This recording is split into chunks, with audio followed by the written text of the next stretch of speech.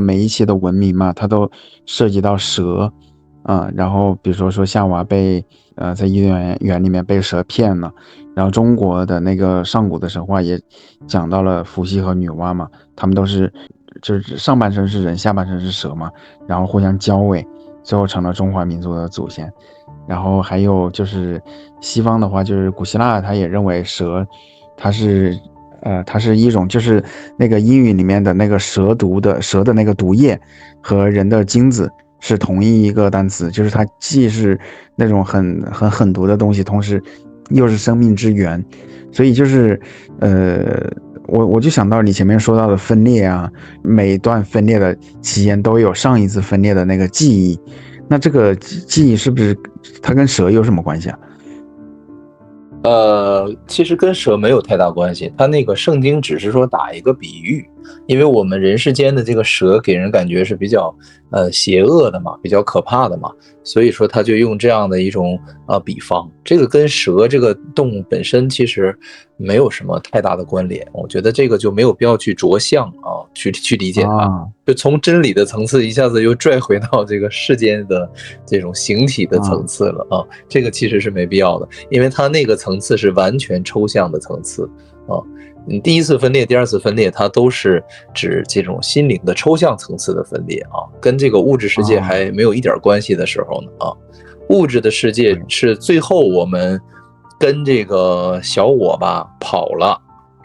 然后我们就跟着他一起私奔了，相当于，然后逃离了上主，然后我们来到这个宇宙吧，爆了个炸，然后创造了个这种，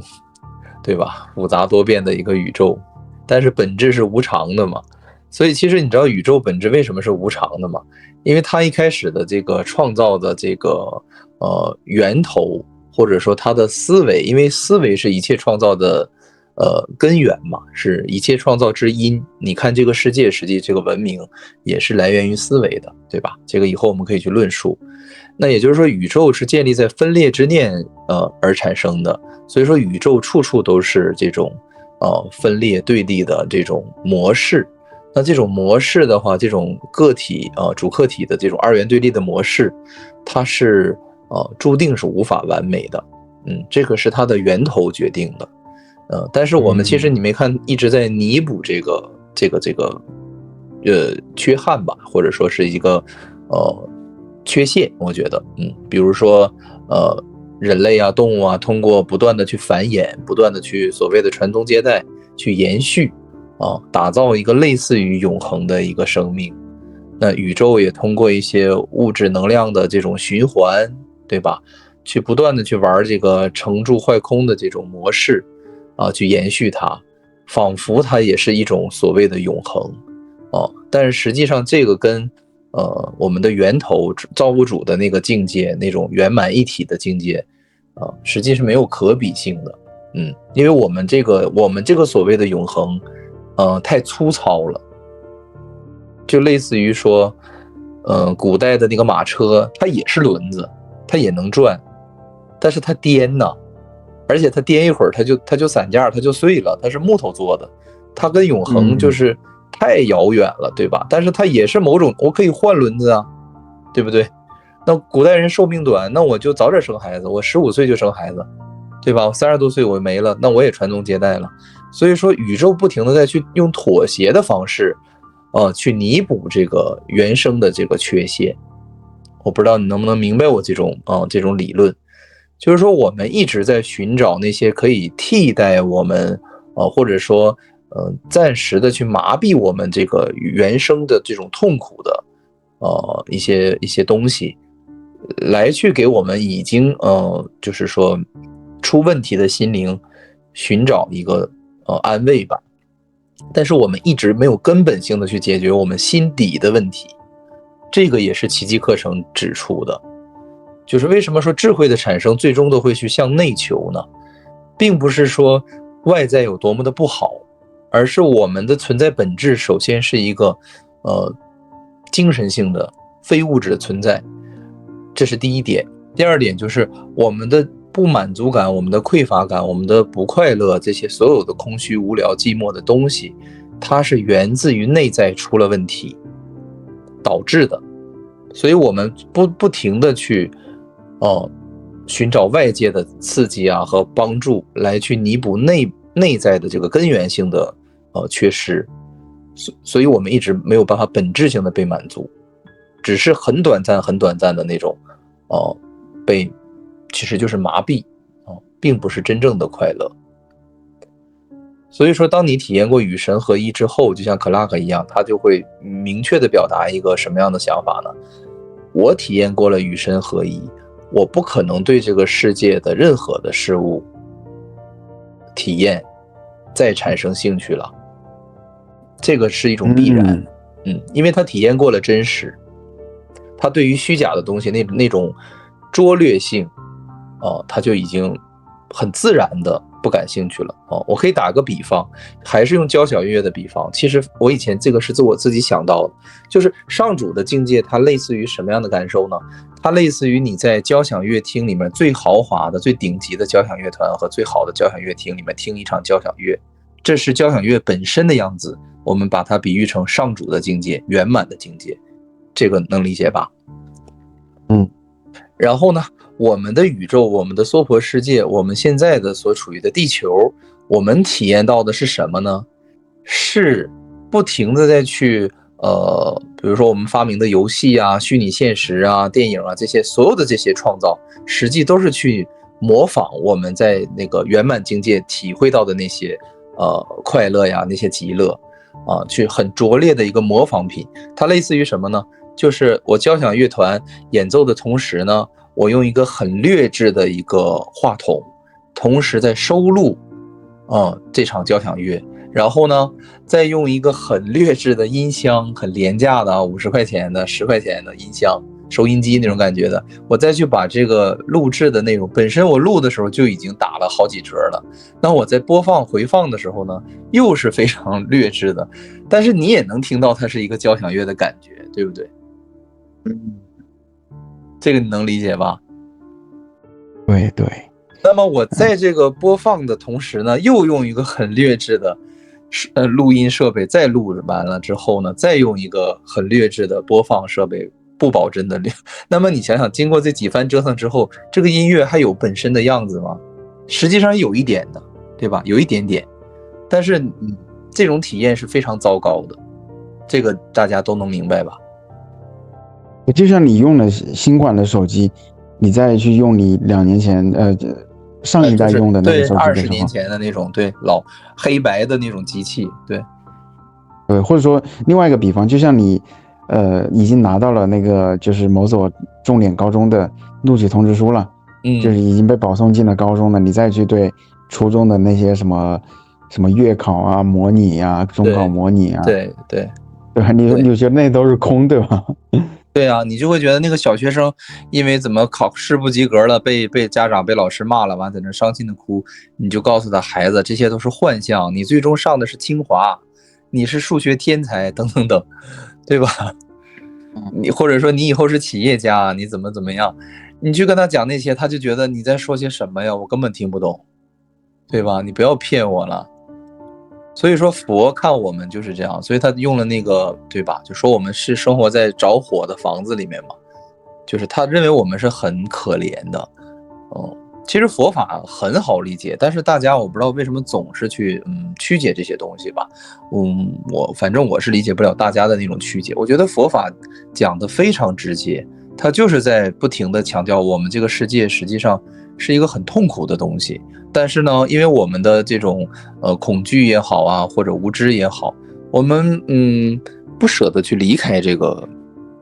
一个不好的东西吧，或者用一些极端的比方，就说我们这个世界就像是粪坑一样。但是呢，因为我们只知道这个粪坑，我们不敢离开这里，然后也不期待外面的广阔的天空。所以包括柏拉图的那个洞穴的那个比喻也是嘛。就是我们被禁锢在这个洞穴时间长了，即使外面有人来告诉我们，实际我们是自由的，我们可以出去，如何的快乐，如何的玩耍。但是这里的人因为长时间在黑暗中生活，没有自由，他们已经不相信那些所谓的天堂那些美好了。我觉得这些比喻都是在撬动我们思维里本身的那些限制，就是为什么你一定要认为你是一个这么低等的一个普通的平凡的存在呢？你为什么不可以相信，就像太上天书说的那样，实际你就是一种无限的一种完美的一种，对吧？你无法理解的一种至高无上的存在呢？就为什么大家宁愿相信自己是卑微的，也不愿意相信自己是多么的完美的呢？宏伟的呢？像上主一样的存在呢？所以说我可能是理解不了这一点吧，就是不同的思维体系吧。因为当他们提到说这个世界就是建立在这个沙滩上的城堡的时候，我觉得我是深有的体会吧。我不需要人生去经历那么多的东西，我只需要去观察就足够了。我们看新闻嘛，每天发生的这些无常的这些痛苦的事情，这个数得过来吗？我觉得根本就数不过来。新闻只报那些痛苦的无常的事情，好的事情他都不播。你看每天那么多架飞机平平安安成功顺利的起飞降落，但是你新闻没有一起是播的。我明白，但是我明白你的意思，就是新闻肯定是去播那些更容易引起人们兴趣的，或者说是一些意外的，或者说是不好的事情。这个倒没有什么，就是说我强调的是什么？就是我们如果说视角足够大的话，我们会看到，其实肉体的一生就是像佛说的那样，是生老病死的。我们不去否认说这其中的快乐美好，我们年轻时候的俊美，对吧？一系列的这种，我们没有去否认它，但是我们也不能去否认它存在的那些不美好的那些一面的东西。很多人会认为这个是消极的，其实这个东西不是消极的，这个是客观的。就像我说，刘亦菲再美，但是她也终有老去的一天，她会有不美的时候。你为什么只看到她美的一面，而看不到她不美的那一面呢？那这个是不是也是一种不愿意去面对真相呢？其实。也就是说，小我创造的这个宇宙，我们可以去说它好，这个没有毛病，但是我们也不能睁着眼睛完全的去无视它那些不好的部分吧。所以说，这可能说就是一个心灵的选择吧。就即使一个人在很多的限制、很多的痛苦当中，他自己不认为那些是限制，那些是痛苦，那你也拿他没办法。你说这个对不对？我给你打一个极端的比方吧，这个说起来可能能敲醒大家一点点。就是我现在看一些视频，他是那种专门负责给人收拾家的，然后他们收拾的是那种很极端的那种，家里面的那个垃圾堆到了2米高的那种，然后母女俩是天天在爬在上面去生活的，然后里面什么尸体呀，什么猫屎啊啥的尸体？动物的尸体？就是动物的，比如说那个猫抓了一只鸡，野鸡的那种尸体，不是人类的尸体啊，没有那么恐怖。就是它那个垃圾堆到2米高，完了人那个门已经走不了，只能走门上面有一个那种老式房子，有一个那种窗户，在上面爬钻那个洞就是这样一个满是垃圾的这样一个生存环境。那么母女俩呢，找到这个专业团队来清理的过程当中，也是不舍得扔掉这个纸壳啊，那件衣服等等等，就是他们俩的我可能直言不讳了，就是他们俩的病态程度已经是我们已经没有办法理解的，但是站在他们自己的角度，他们不会觉得自己是有病的。这一点我们是能明白的吧？就是任何一个任何一个心理有问题的人，他不会觉得自己心里有问题。包括这种生活在这种极端的肮脏的恐怖的环境，全是蟑螂，全是老鼠，就是简直就是我觉得动物都很难容忍在那种环境下，就垃圾堆一样的那种房间里，但是人家自己没有觉得喘不过来气，睡不着觉，吃不下去饭。所以说咱们能说什么呢？也只能说人家那种生活方式没什么毛病，但是心智正常的人，我觉得都是会觉得说，那其实这个是有问题的。那么其实佛菩萨他也就是类似于这种心智正常的人，他不会去跟我们世间的人去辩论，说我就说你们生活在粪坑里，你爱信不信，他不会这种强硬的态度，他是很温柔的，他会说有没有可能你生活的是一个粪坑里，是一个很糟糕的一个生存环境，但是就是说你有没有想寻找一种另好一点的生存方式的这种想法。如果说你有的话，那你听我一言相劝。如果说你就觉得你活得很 perfect 很好，我也拿你没办法，对吧？你就不想成佛，谁能拿你怎么样呢？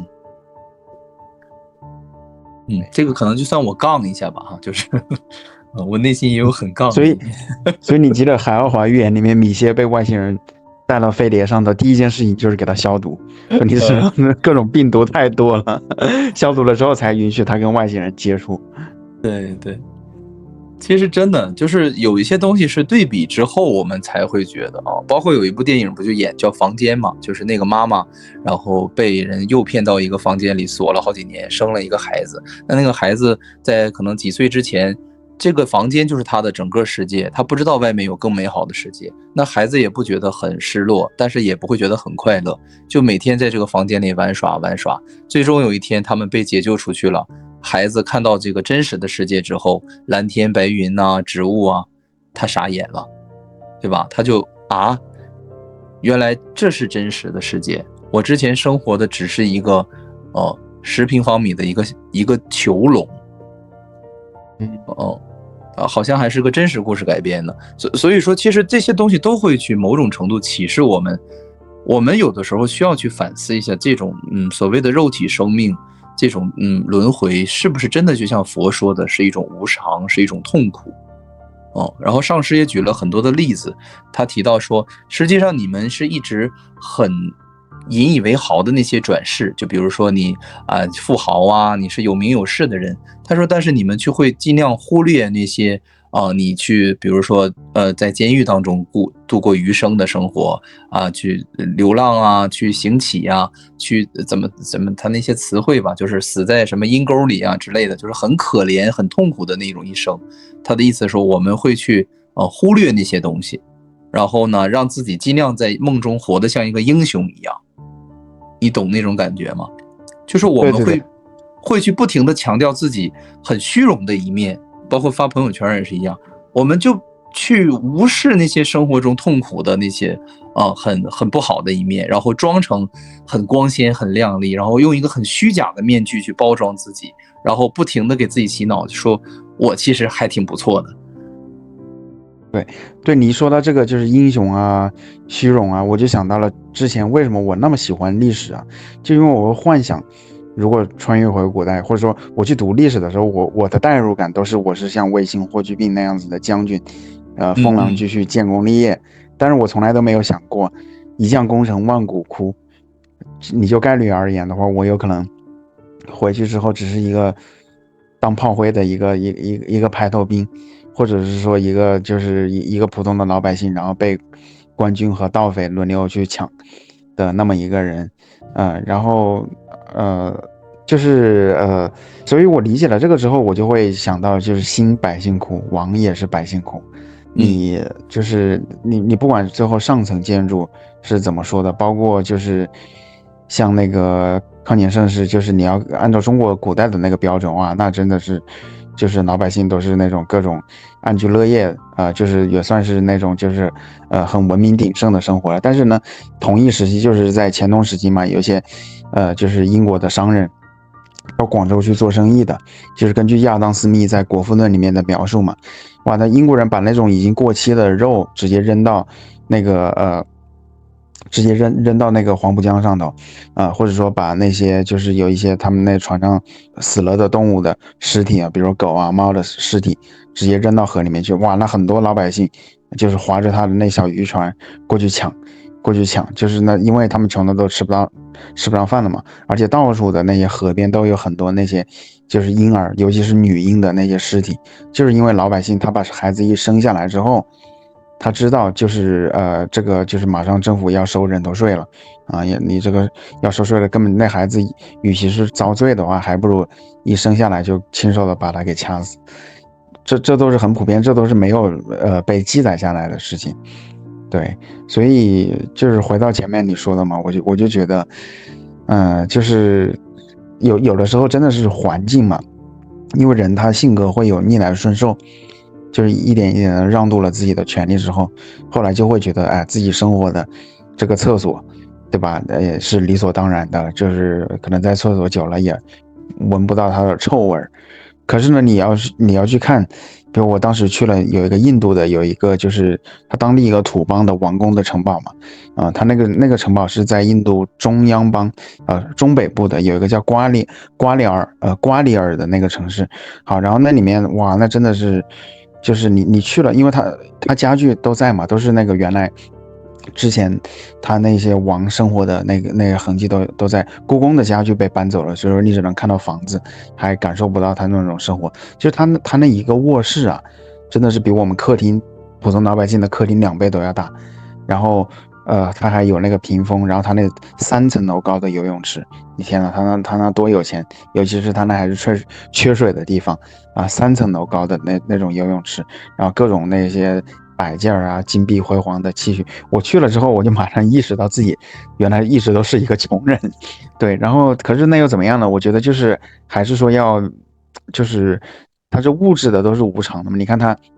取之于民，他那些财富。就你会觉得印度它好像是说有一些高种姓的人都很牛都很高，但是你就概率来说的话是10万分之一，可能是说10万人里面出了那么一个王，然后他把那10万人的税啊各种财富拿来去建他自己，花几代人建他自己的庄园那些城堡。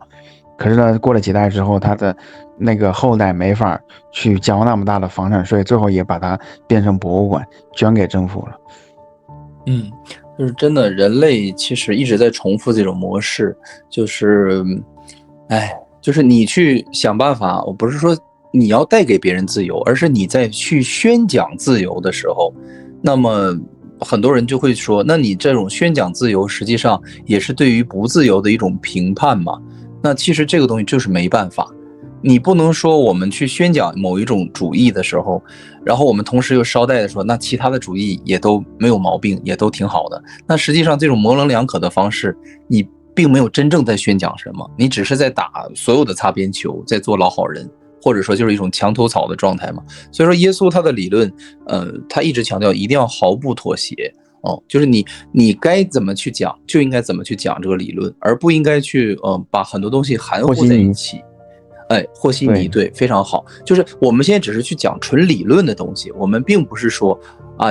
哪一种生活方式就是不对，就是不好。还是那句话，大家都是自由的，有自己的选择，这个我们无权去评判和干涉。但是我们可以去宣讲我们所相信的，或者说我们所去推崇的一种政治正见。因为我认为这种东西可能是会给人带来更多的自由和开启你心灵的就是更大的一种角度的。我觉得对人是没有坏处的。就算是你现在认可某一些理论，你去实践某些理论，但是你也不妨你多接受一些其他方面的一些理论，或者说知识。我觉得如果有一天你突然觉悟到，我觉得那个谁谁谁佛陀说的可能是对的，我之前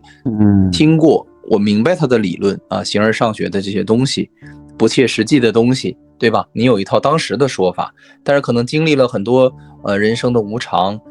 亲人的离去，爱人的这种离开，或者说身体的这种一系列的这种痛苦吧，对吧？包括什么事业、爱情这些东西，你会发现它都不在你的掌控当中，它都是像开玩笑一样的时好时坏，就跟这个宇宙一样，时好时坏。那么最后你可能会悟到说那佛陀说的其实就是一个真理，只是我之前有点执迷不悟就是都可以，大家都有自己的想法，就这个是没有错的。然后我刚才讲的这部分呢，其实正好也是看到了这个耶稣讲的这部分吧，就是他也是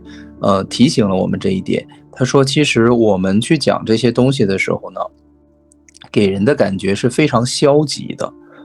但是其实这只是一个阶段，就是我们只听这一阶段的话，去听这个前提的时候，大家会觉得非常的消极非常的容易。但是耶稣给我们的建议是，如果你能保持一个开放的心态，那么它就会变成通向自由的大门。也就是说，耶稣知道我们再去理解宇宙、理解世界、理解人生的时候无常或者说这种痛苦会觉得说好消极对啊，为什么要说这些我现在还生活的挺好的，对吧？你说的那些我还没感受到。但是耶稣说了，其实这个就是学习的阶段你先去保持开放的心态，先去这么学着，慢慢的你会发现这些东西会把你通向导向一个更自由的一种存在方式。也就是说，你把一个孩子手里的玩具抢走也好，或者你去说教，你说其实这个孩子这个玩具会伤害到你之类的，他一开始肯定是很拒绝很抗拒的，会觉得你为什么多管闲事你给我讲这些大道理怎么样，对吧？当有一天他真的被他这个玩具烧到了、爆炸了或者扎到了，痛苦不堪的时候，他可能会回想起来说，原来你说的是有道理的，那我扔掉它之后，我会变得更自由，我没有必要走哪我都要去抓着这个东西。也就是说，耶稣是在卸掉我们身上的负担，而不是在增加我们身上的负担。但是他如何去卸掉这些负担呢？他得让我们先从意识上、思想上认识到这些东西是负担。这个是不是很好理解？如果你不认为这些是负担，你认为是财富的话，你走哪都拖着都带着，那耶稣也没办法，对不对？所以说佛教也是相同的方式，它先让你认清无常是苦，它不是说去消极的告诉你这个真相，而是无常是苦这个不要紧，它告诉你什么是好的东西，什么是永恒的，让你去走入那些自由的大门。然后呢，耶稣说，因此不要感到沮丧，一旦你明白了我所讲的其实正是你一直寻找的自由，一旦你允许了这些自由和喜悦进入到你的生命当中，旧有的信念模式将会瓦解。只要你跟随课程逐步的深入，你会发现那些问题会得到轻松容易的解决，你就会了悟，除了爱没有其他的东西。你看，他就是说，一方面让你去扔掉一些障碍，然后同时又告诉你，扔掉障碍之后，你就会了悟，其实一切都是爱，一切都是你的本质。也就是说，慢慢的你就会走入合一的这扇大门。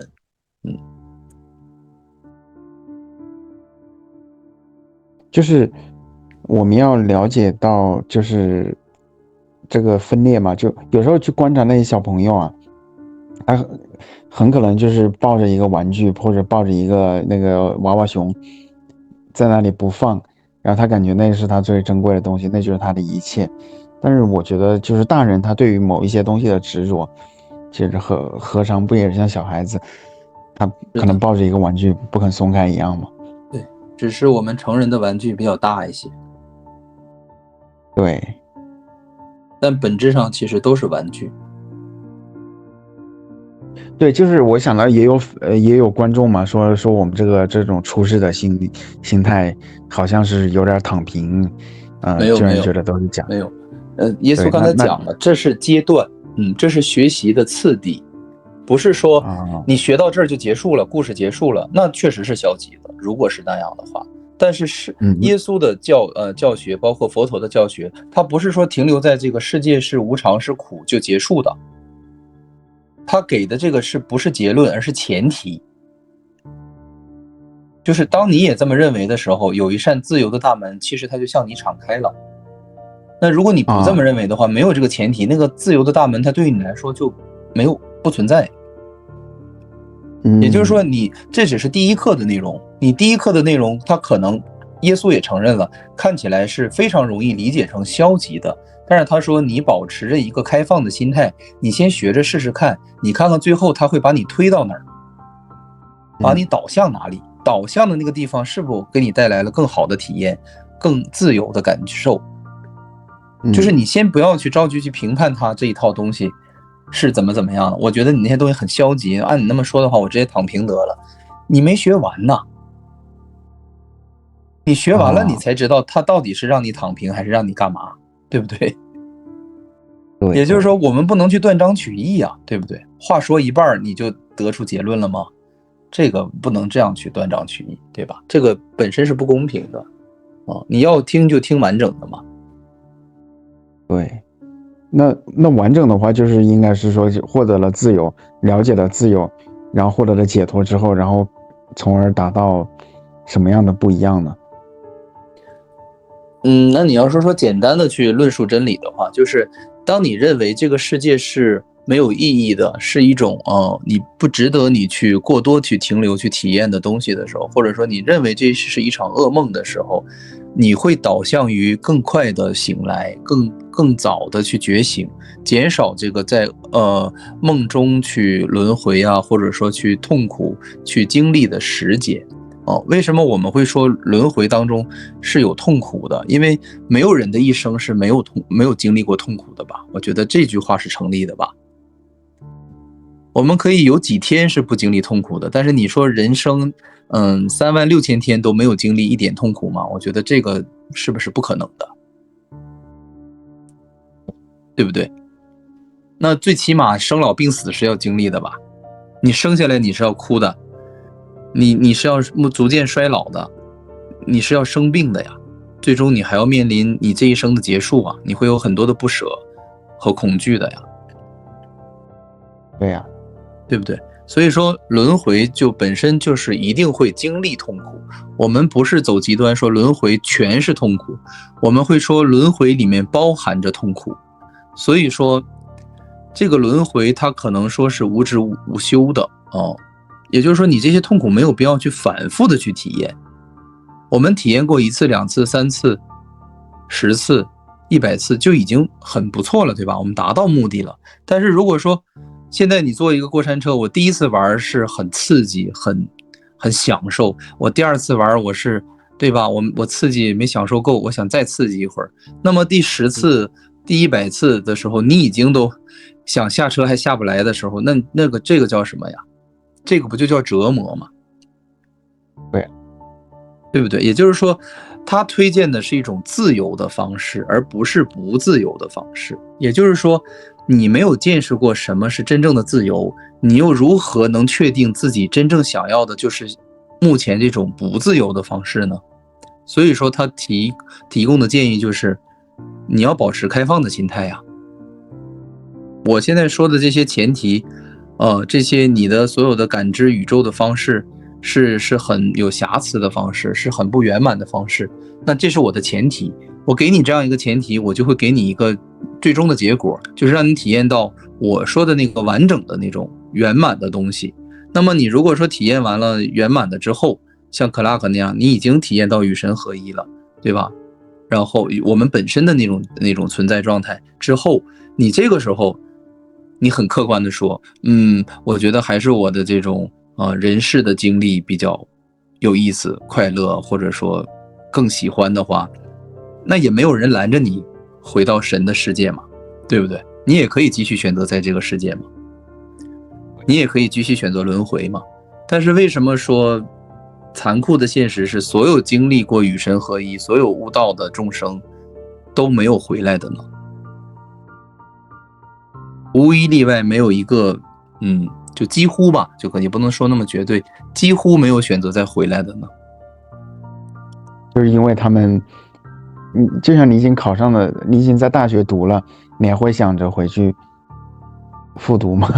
再去考1年吗？这个到了大学的时候，那整个选择啊维度啊自由度都比高中要多了很多嘛，所以只有极少数的人他可能觉得那个我一定要考上清华或者怎么样。有我听说过有少数人他大学读了半个学期，然后受不了，他想去考个更好的大学，然后再回高中去复读。但是大部分的话，那读了大学就读了大学，然后我们下一个阶段就是去考研嘛，哪怕现在这个本科读了一半，但是考研的话还是后面有机会的。而且其实再就是的话，我觉得就是在你那个世俗的生活当中，如果你按照他就是画的那么一个所谓的金字塔，你往上去走的话，那永远都不可能是说实现那种财富意义上的自由。就是他就是那就像一个乌龟，他有一个漫画，就是说一个人你坐在乌龟的龟壳上头，然后你前面给他吊一块蛋糕，然后乌龟它不断的往前走，它看着蛋糕，但它怎么够也够不着，因为它一往前走，然后那蛋糕也会往前走。对，所以这个社会它会有一些暗门嘛，暗门就是首先就是灵修啊，然后再就是比如说写作这都是暗门，然后艺术的创作，然后创业，这些东西它成功率虽然低，但是就是这个体验的话，那是很少人走的一条路。那至少有过那么一次经历的话，也不枉此生呢。对，然后再就是你说的那些，我听说过少数的有像比如说摩西，他就是一个已经是说达到最高纬度的那种星球的，他愿意回来再帮啊。好，非常感谢啊！剩下的章节呢，我们会在下周更新，请订阅支持一下吧，让我们幸福喜悦吧。因为我们如今正在经历的疯狂，实际上是一种幻象，它逼着越来越多的人觉醒。可是呢，我们也要同情那些没法觉醒的人，因为世间的种种现象啊，造成了我们个体与灵魂的分离。我们会在螺旋上升的水晶上继续我们意识的进化。我们正在获得内心的勇气，将自己交给了灵魂，迈向了完全未知的领域。我是谁？我来到这个世界上究竟要做什么？进化的新阶段已经开始，意识到无限的爱会让我们开启一场前所未有的灵魂旅程。